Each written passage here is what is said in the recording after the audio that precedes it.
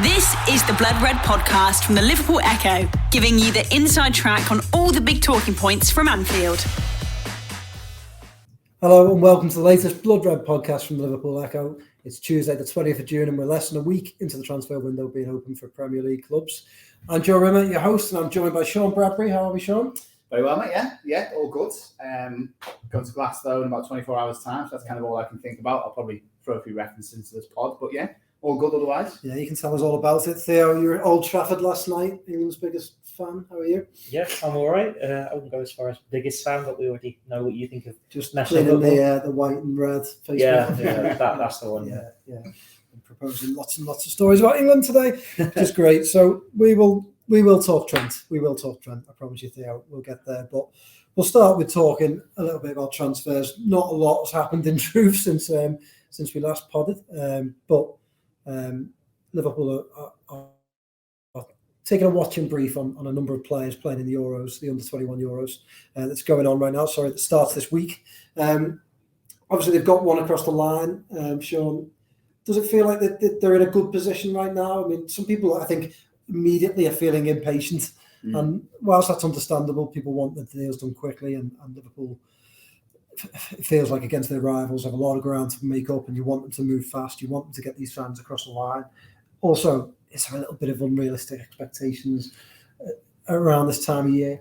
Yeah, I think so. I think there's kind of two elements to all this, isn't there? There's the idea of correcting mistakes from last summer, where, we all know that, don't we? We've discussed that on countless pods ever since, but like things didn't go to plan, I don't think, on the training pitch or in the kind of back rooms and on the recruitment side of things either. And, do Liverpool have a lot to do this summer remaining? Yes, obviously, to correct those mistakes. Is there still disappointment that they didn't land Bellingham?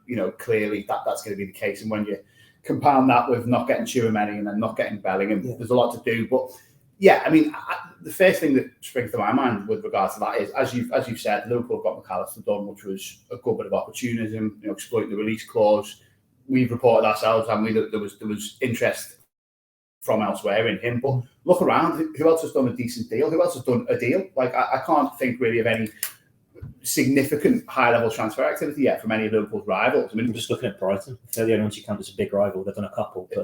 One of which is Milner. I think there's a lot brewing. Is there, like, Rice is going to go somewhere? Chelsea are getting, £500 million from Saudi Arabia to come into the transfer kitty. Kovacic looks like he's close to City now. Yeah, true. But, I say that Liverpool have got the man who became their priority target in quite quickly. And there's other factors. I mean, obviously, just in jest there, I mentioned Saudi Arabia, but I think a lot of deals and a lot of agents and clubs would have been thinking, okay, like, such and such a deal is progressing. But then now it looks like, if I was an agent, I'd get on the phone to my client straight away and go, well, do you want to stay in the Premier League or in Europe? Or if there was an offer on the table from Saudi Arabia, from one of the clubs that the PIF have bought, I'm sure that's going to be a factor that kind of is slowing things down a touch. And again, as we've said in several pieces, Ghostly, Dory, Theo have reported on, there's the fact that 4, if not 5, if you count Mickey van der Ven, who there's a lot of talk about, at least 4 of Liverpool's actual targets are all about to play in the under-21 Euros, aren't they? So I think in terms of more things having not been done yet, I don't think there's a concern. I think it's difficult, isn't it? Because this is a classic case for me of you judge this window at the end of the window, have Liverpool learned from the mistakes, and they started to put the clear deficiencies of last season right. Obviously, we all hope that's the case. But then, there was this Klopp statement, wasn't it, about wanting things done by pre-season. But a little bit of that started, hasn't it? The fact that McAllister is through the door already and will be there on day one of pre-season is huge. And hopefully there still is time for at least one name to follow him, but I think there will have to be a little bit more patience. But how often does that sort of thing happen, Theo? I mean, like Klopp talks about wanting players in for pre-season training, and Liverpool have managed to do that in recent seasons with the likes of Kanate. But that's when they were signing 1 or 2. If you're signing 3 or 4, perhaps more, it's very rare, is it, that you get all those players in for July 8th. You consider that those players might have international tournaments, which obviously several of Liverpool's targets do. They might be going on holiday with their families. It might just not be the best time. There might be other, I think people forget like the human element to this, is that it might be officials from other clubs also on holiday right now. So these are, I suppose, the things that might hold these deals up. But yeah, it's not it's not common, is it, for a club to have loads of deals over the line by July 8th and ready to go? No, it's not. Like when Liverpool have had the deals done early, it's when there's only been 1 or 2 deals that they're working on. Last year, it's not even an exception. They got 3 done by June, and they're happy with that. That was their business. And then there was still that shock there about, what, you're not bringing in a midfielder. People still wanted more and more and more. Whereas if you look to the early windows, even one where they only brought in a couple of kids and they brought in a couple of keepers. The keepers didn't come in until after the season had started, when Alisson got injured. Elliott and Vandenberg. Well, Vandenberg was early. Elliott was like August, wasn't he? Because it was just before they were playing Napoli in Edinburgh, was it? Or somewhere like that. Before that, you think 18, 19, Fabinho done just after Champions League final. Great. Keita was done the year earlier. We started pre-season without Alisson. We saw Danny Ward in goal, or virtually in goal for one of those games. Shaqiri would have been... Don't forget, Carrier started the first game. Carrier started. Shaqiri would have been, after the World Cup? Is that the timing right? Because they had to wait for him to come back to do the release clause. Yeah, before that, Oxlade-Chamberlain's deadline day, wasn't he? Or the day before. 16, 17, Gini Ronaldo wasn't exactly early. So when Liverpool had to do multiple deals, and it does take this a little bit longer. And when you say about under-21s Euros, or if you wanted them early, you had to have it done by last week, pretty much. This tournament starts tomorrow. You are not getting anything done now before that starts.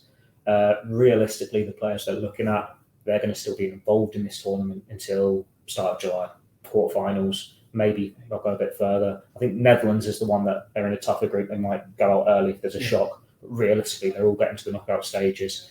And then you're in July, the final of that tournament.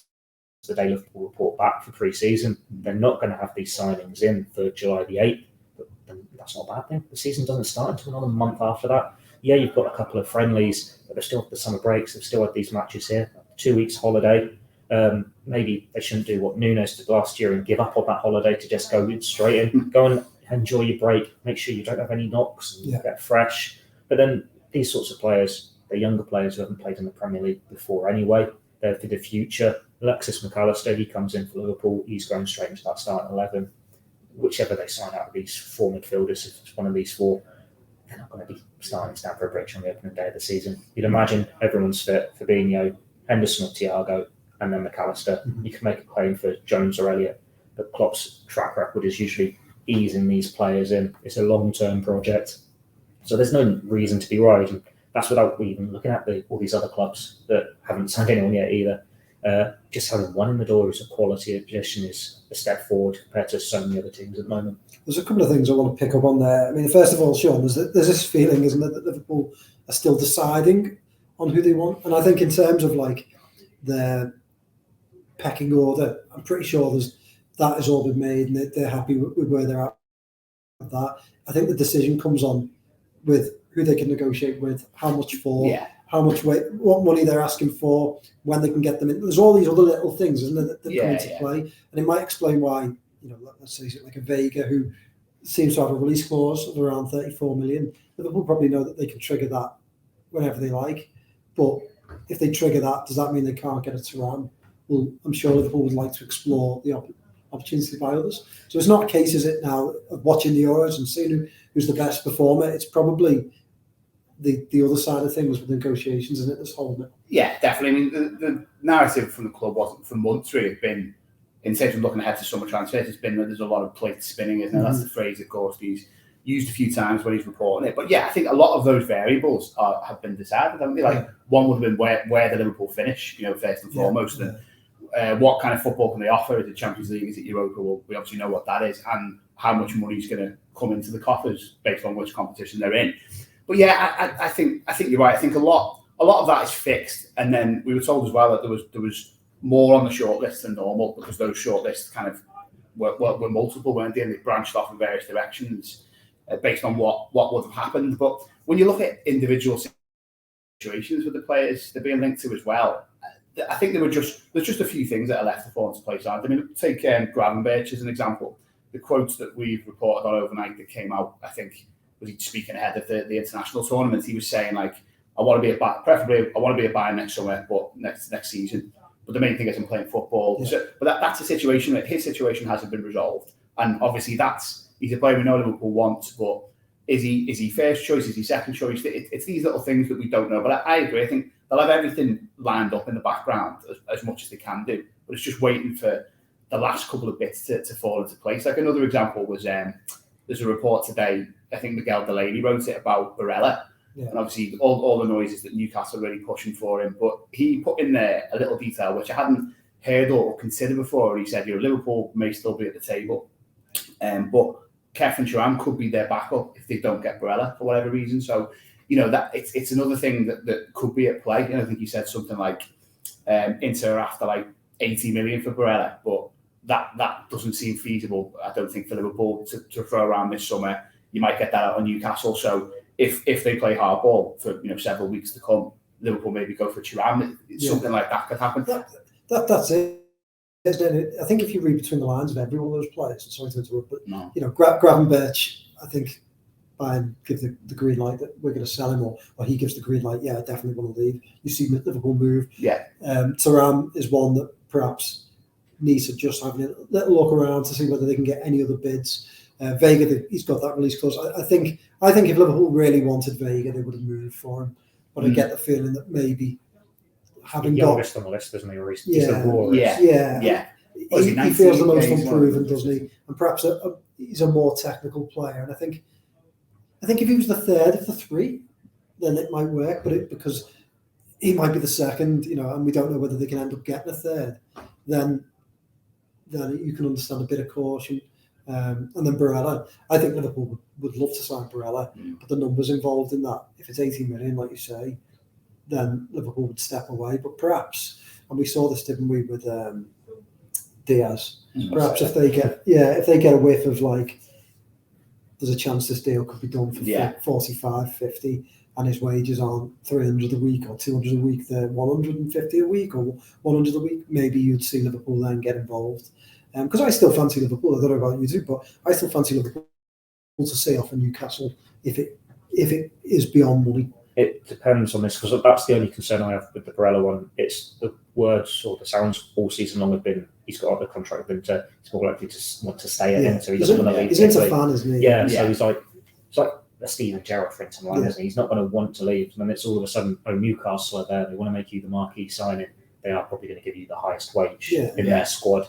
Whereas he wouldn't be that at Liverpool. It's whether you are putting the football first. Yeah. But even then, Newcastle are in the Champions League. It's that long-term project.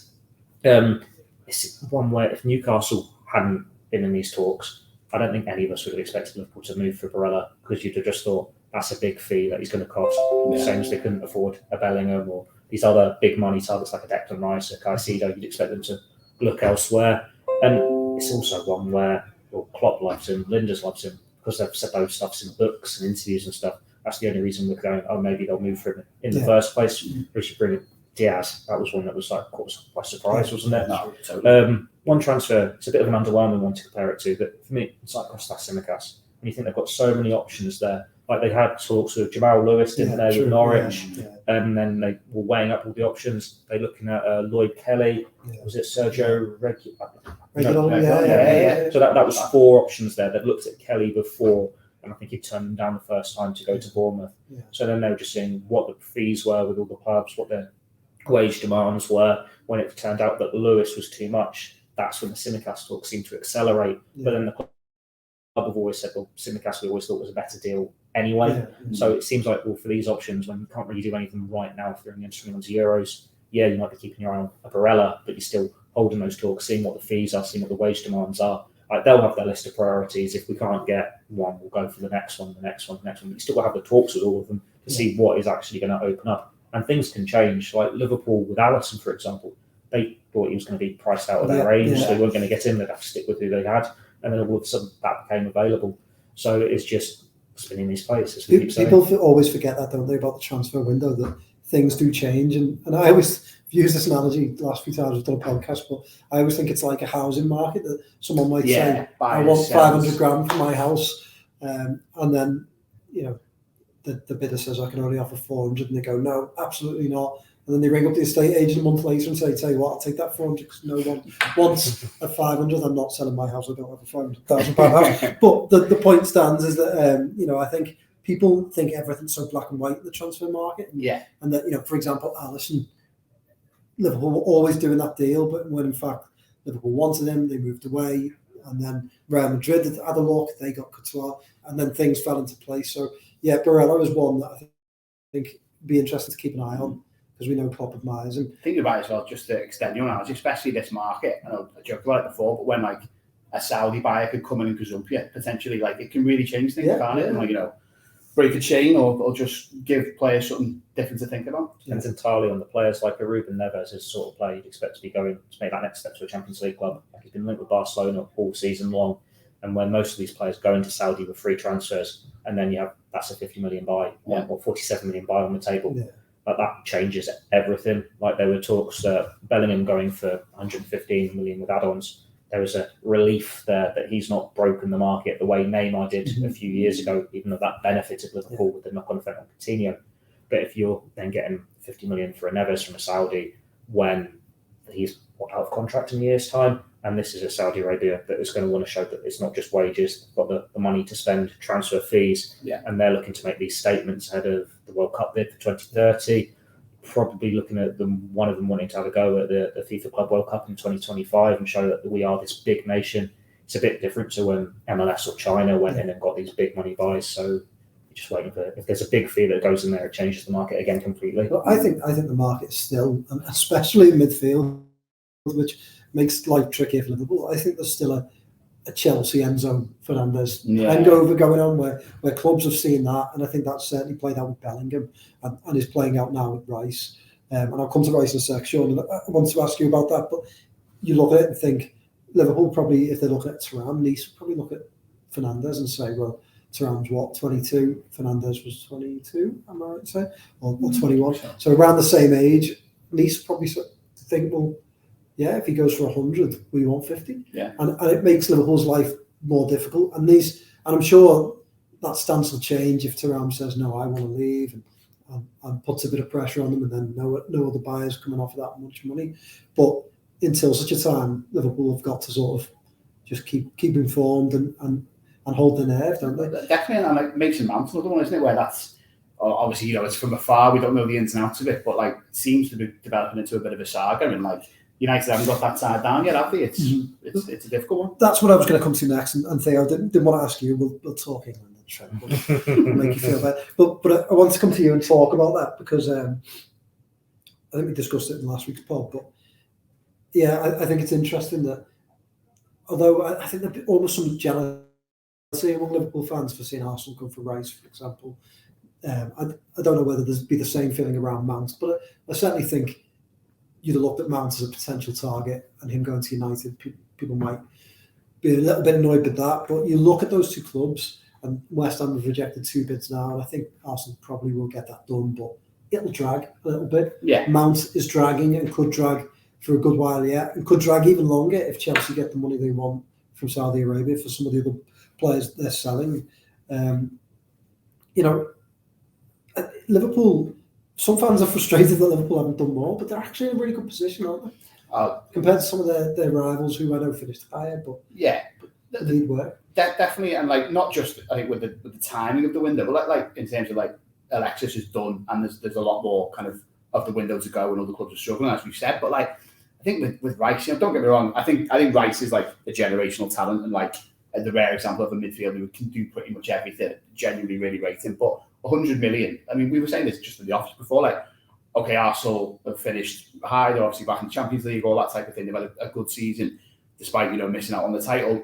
But that surely is going to be up most of their budget. And the beauty of what Liverpool have done so far is, your Schmack now, you would imagine, has got a hell of a lot of money still to play with because of what they were able to do for McAllister. So, there's just, I totally understand the frustration, like we've said so far, but I think Liverpool almost have a bit of an advantage going forward now, whereas, even with United, United will probably spend a fair bit, won't they? But if the price for Mount starts pushing towards not far off double what Liverpool paid for McAllister, again, that ties United's hands a little bit, doesn't it? So any little way where Liverpool can extract an advantage on the teams that, let's be honest, they've got to catch up with next season, because they finished behind all this lot, didn't they, that last term, is really useful.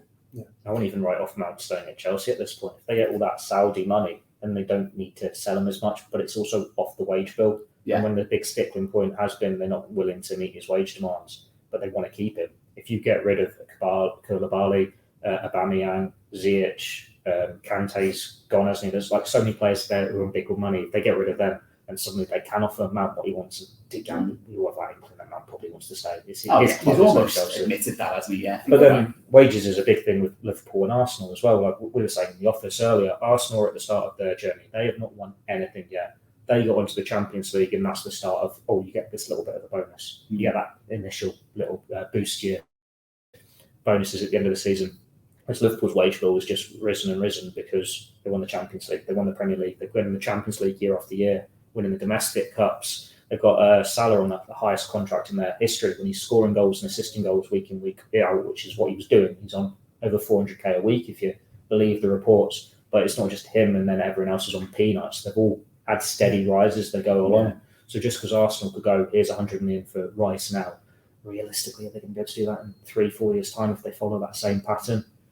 Probably not. But then you think Liverpool will balance out again when they come to that time. Liverpool will be setting again now, aren't they, really, if you see it, because they've got some wage. They've got Firmino out the door, that's one high earner. So it just goes, get these few wages off, getting the younger players in. Like if they get any of these under 21s we're talking about, they're coming in on that lower wage. Yeah. You get them into the Champions League, you get that little rise. You get them into winning the Premier League or Champions League, big rise again. It's just it's what Liverpool and Arsenal have to do, is these ups and downs to compete with the Man City. Yeah. I mean, look, I'll put it out there, I'd be quite jealous of seeing Arsenal sign Rice. I think he's a fantastic player. But I do think Liverpool need to get themselves back into a position where they're signing up-and-coming talent, albeit I would argue that the times that they really taking the next step, they've signed a player that everyone's competed for. So Van Dijk, Alisson, these big signings that have really been the cornerstones of their success, I think are players who, everyone in the Premier League wanted Van Dijk at the time, didn't they? And Liverpool won that race. So it would have been nice to see Liverpool compete for a Rice or a Bellingham, but I think McAllister's a really clever signing, and if they can get a Thuram or someone like that in, a Gravenberch, you can aspire to that level, and they could be in a really good position. Theo, we can get your cymbal out, we can get your drum, trumpet, or what is it, a bugle that you play? Do you want which one of those do you play in? One man band. I don't play. They're annoying, them. I mean, in our ear all game long. You must be happy though, because England have gone out there this week and they've beaten two giants of European football, Malta, North Macedonia. I'll make the same joke I made in the office before and say that how bad must West, East, and South Macedonia be? I mean, where'd you start? I mean, it's brilliant, but yeah, we'll start with Trent, who played in midfield for both games, made a really good impression. Again, I mean, it's funny, isn't it? Every single time England comes along, we end up having the same discussion about Trent, but then he plays a pass like he did last night and sort of reminds you of how good he could be in that role. Are we overlooking one big solution that Liverpool have in their squad for midfield? That if they just went and bought a right back this summer, they can move Trent there full time and he'd be better than some of the guys that we've just discussed? He probably would be, but then you're also having to reshape the entire setup in itself, because Liverpool's style is still big with the full-backs, and the midfielders aren't the creative outlet as such. They're the ones that make the dummy runs. They're the ones that just press and press and press. And you see Salah still getting him on the ball loads. He still creates so much. Same for Trent Alexander-Arnold. Like Henderson on that right-hand side, if he's the right-hand side midfielder, he is the one who's doing the ugly work, getting the hands dirty so these two players can play. It is something that's been lacking from the two England games. Like, as much as we'll say that assist for Saka's second goal from Alexander-Arnold was superb, and it was one of the best assists we'll see all season just gone, this season coming, whatever we count these games as. In his goal. It wasn't a bad finish either, was it? It was a great finish as well, but then so was Trent against Malta. I think maybe he could do that a bit more if he was in the midfield role for England. Was it Carrot who said, if he was in that, he's getting double figures week in, week out. But he wasn't out wide crossing it in. And in the hybrid role we saw from him for Liverpool for the final 10 games of the season, he was doing best of both. He was getting in the middle, he was doing the central through balls. He's not going to get as far up the pitch. He's not going to get as far up the pitch, but then he's still getting everything from him. He's covering so much more ground. You've still got the protection behind him. Liverpool attack with more players. They're not as conservative as in England. And we saw some great assists from him during the final weeks of the season, we think of the chip through ball for Nunes against Leeds. There's a couple when he's gotten behind the defence and he's done low crosses, or his normal ones from out wide. The free kick against Forest for Salah. He's still being so influential, but we're seeing him in both positions, so he can be central linking up. Is it not a surprise though that the Klopp hasn't even? I mean, we've never seen. And correct me if I'm wrong, but I don't ever remember Klopp just playing Trent as an out-and-out midfielder at any point. And it's like one game, wasn't it? Like Everton when they were going for the first Champions League final when he just played the kids. Yeah. I mean, I look at it and think, isn't it slightly odd that the Klopp just doesn't seem to be even willing to try him there? I mean, he has looked so good there. And I was joking before, but the opposition wasn't very good. But it would be interesting. I would love to see Trent in that position in a Premier League game or a run of Premier League games and just see how good he is. And I know that you would sacrifice the crosses from out wide, but if instead you got goals from midfield, if you got more assists through the middle, would that not be okay for some games anyway? It could. Just depends on the games and who they bring in. Like there was it after the Brentford game last year when they were asking Klopp about the inverted position, and it said it depends what we do in the summer for where he plays next year. And initially we all thought that would mean, maybe there is an argument here for a full-time midfielder. But the fact that Klopp's stance since is they don't want a right back, they don't even want a right-sided centre back. It's like either they're being stubborn or that's just their decision. Yeah. When they've had the argument before, when Southgate briefly played him in midfield against Andorra, is why would you play the best right back in the world in midfield? So obviously behind the scenes, they still value Trent as a right back. He's just one of those naturally gifted players that could probably do a great job anywhere. I think you could put him as an actual number 10, or you could put him as your striker and he'd still do a great job if you're in some form, because he's just one of those naturally gifted players that can do a bit of everything. And there are arguments for it, but you'd have to go and get a right back who suits the system, or you'd have to completely change your style. Like, would you do the City or the Arsenal proper approach and just have like a John Stones as like the inverted one? So he's not quite as dynamic as an attacking, but he is just good on the ball, composed, and it's a bit more defensive to free up Trent. I think because it's been so successful for Liverpool over the past 6-7 years with them getting so many assists, I don't really see a reason to tear it up completely. Like, they've already made this compromise to get him in these double positions. They've had the players behind him to cover that extra ground. And we can't even write out the fact that if they get the midfielders they want, they could go back to the traditional 4-3-3 anyway and just get Trent getting 20 assists from proper right back position. Are we overlooking Joe Gomez being the player that, I mean, Klopp's played him at right back at times, hasn't he? Bradley's the one to watch though, isn't he? Bradley, but if they get a left-sided centre-back, you would think that might free up Joe Gomez to go right back and Trent to go into there more often. With this, I'm just all in. I agree with Theo. I think that the hybrid role is the one.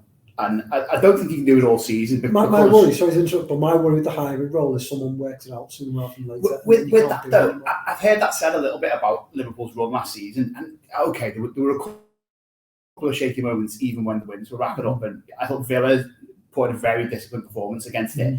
But this thing about working it out, my only counter argument to that would be Liverpool made it work for that run without being able to make any changes or add any players to it. Yeah. It was like, right, okay, we'll commit to this for a while. And I agree with what one of you guys said before. You do wonder, well, why did that not happen a little bit earlier last season when clearly there were problems? But if you've got the whole summer to work on it tactically and to add players who you think will be better in it, like, just off the top of my head, thinking about that system, you've got Robertson, you've got a left back playing left side of the centre half, and that's a whole other question, isn't it? That's like, that might well explain the Mickey Van de Ven links potentially. You've got Henderson, who seems kind of undroppable almost in that attacking right-sided number 10 role, but I don't think he'll be in that much this season. He was great on the left, by the way, for him. He did, yeah, popped up with his assist, didn't he? So, that's an interesting one.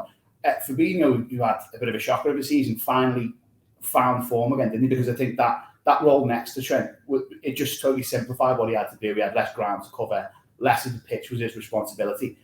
But, even like the forward line chopped and changed, didn't it? With like Jota coming back in, and that, Gakpo played mostly up top, but there was a game, I can't remember who it was, against Hona, where Gakpo played in midfield, didn't he? And with so much experimentation going on around Trent, like, I just think that system will be even more dangerous next season, and we'll have extra kind of hidden elements to it. Like the one I'm hugely excited about, and I'm not saying a bomb Fabinho out, like Theo said before, Fabinho, it's guaranteed that he starts the first, Chelsea away and a lot of games next season. He's not going to be, if he leaves Liverpool, he's going to be phased out, isn't he? I don't think he'll be bombed out. But if you had a Khephren, Thuram, say, or maybe even a Ryan Gravenberch in that position next to Trent, I thought there was loads of games in that run where, okay, in terms of working it out, obviously Trent's the danger, isn't he? And people were putting two men on him at times. But the ball was being popped to Fabinho quickly, and he had a lot of space and a lot of kind of, people to aim for ahead of him. I think if you've got someone who can run and who can pass better than Fabinho, which someone like Thuram would back himself to do, I think that's just one way in which that system can become even better and even more exciting. So that's what I'm looking forward to seeing. But again, as you lads have said, I don't think it'll be every game, because the problem with that system is who replaces Trent. I think if you're having a solid 3 and then a 2, and you're not asking that kind of right-sided inverted fullback to drop back into fullback, you could probably get Thiago to do it, but you couldn't get him to do it if it's like, right, they've got a goal kick, you're at right back now, and some massive striker drifts over to you or whatever and tries to win a header against you. So yeah, I just think there's so much to be excited about still within that system. There's lots of ways that could be better, and that's your best use of Trent for me. I think the key to it's Canate, isn't it? Because he's the big centre back who's got the pace and he's a bit of everything. He's like one of those few players that can do it, do the lot. So if he stays fit, then you feel stronger going into that formation. Like there are a few times where Liverpool getting caught out in behind, he wasn't quite in the right position, but that's when you're learning it as you go along. When he's had a full summer of pre-season, that fits in. With Trent, like I was saying, I think part of the reason they went to this formation was not only to get the best out of him, but was to bail Fabinho out a little bit, because he couldn't cover that holding midfielder role by himself anymore. Whether his legs are gone, he was just a bit knackered. But see, this is why I disagree, because I don't think he's ever done that midfield role on his own. He always had legs around him, and at his best, he had two of the best runners in Wijnaldum and Henderson or Milner around him. So they didn't have the legs last season, did they? No, exactly. But I wasn't surprised that Fabinho got better when Trent went next to him, because of that. I think he was slightly better when Bajcetic was playing alongside him. But I think you're right. I think he needs legs. Could Bajcetic be? Are we sleeping on him a bit? Could he be the one that steps in for Fabinho at times? You're right, definitely. I don't think he's going to necessarily start as much as he did season just gone, because unless he properly develops this summer and we've not seen him yet, he's going to come back like he's grown 3 inches. He's all muscular, but he's still a kid, isn't he? He's still a teenager. You've had that glimpse of the talent there, and I think it's probably going to be a year or two before we see him ready to start week in, week out in the Premier League.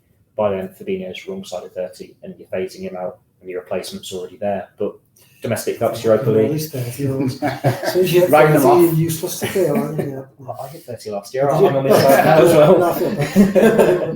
But Bajcetic is getting the domestic cups. He's getting the European games. He'll get game time next year. You both mentioned there something that we haven't discussed just yet, which I think could massively factor into Liverpool's plans, and that is height. And it's and again a small detail that I think people shouldn't overlook showing this summer, in that Liverpool need tall players, because at times they're susceptible to